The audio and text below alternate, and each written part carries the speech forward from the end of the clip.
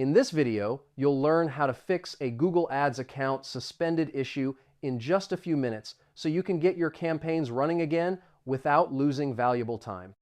First, open your browser and go to ads.google.com. Sign into your suspended account and you'll see a notification at the top explaining the reason for the suspension along with details on what triggered the issue.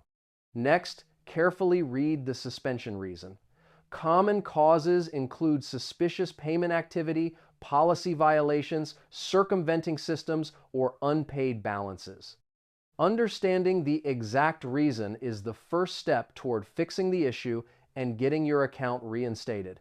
Now, fix the issue based on the suspension type. If it's a payment problem, update your billing info. If it's a policy violation, review the flagged ads or landing pages and adjust them to fully comply. After that, submit an appeal directly through Google Ads. Click on Help, then Contact Us, and select the suspension topic.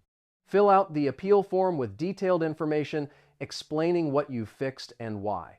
Once you've submitted the appeal, Google's team will review your case. The review usually takes between 1 and 3 business days. If approved, your account will be reinstated and your campaigns will resume running.